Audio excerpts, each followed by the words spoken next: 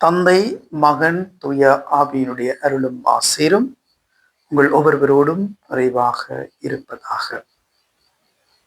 இன்று இந்த நாளிலே நாங்கள் எல்லோருமே ஆண்டவருடைய தொடுகைக்குள் நாங்கள் அழைத்து செல்லப்படுகின்றோம்.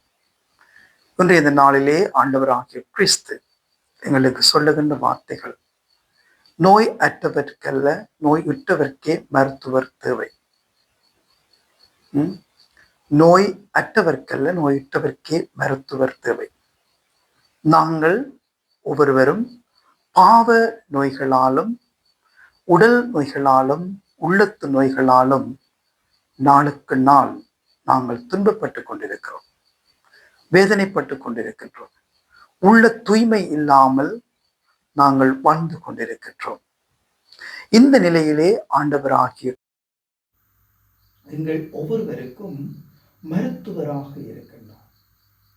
உள்ளத்து நோய்களை குணமாக்கவும், உடல் நோய்களை குணமாக்கவும், பாவ நோய்களை குணமாக்கவும், பாவ நோயிலிருந்து எங்களுக்கு விடுதலை தரவும் ஆண்டவராகிய கிறிஸ்து எங்களோடு உடன் இருக்கின்றார். ஆகவேதான் நானும் நீங்களும் எந்த விதமான நோய் நொடிகளுமின்றி, எந்த விதமான பாவ நோய்களுமின்றி நாங்கள் தூய்மையான வாழ்க்கையோடு நல்ல உடல்நிலைகளோடு நாங்கள் வாழ ஆண்டவராகிய கிறிஸ்து எங்களோடு இருக்கின்றார். மருத்துவராகிய கிறிஸ்து எங்களை உற்று நோக்குகின்றார்.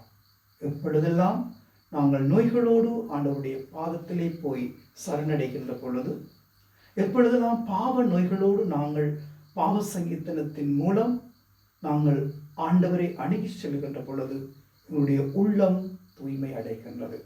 ஆகவே ஆண்டவராகிய கிறிஸ்து மருத்துவராக, எங்களை குணப்படுத்தும் மருத்துவராக, எங்களை தூய்மைப்படுத்தும் மருத்துவராக, தூய வழியிலே எங்களை அழைத்து செல்லும் தூயவராக எங்களோடு இருந்து வழிநடத்தி பயணமாகின்றார்.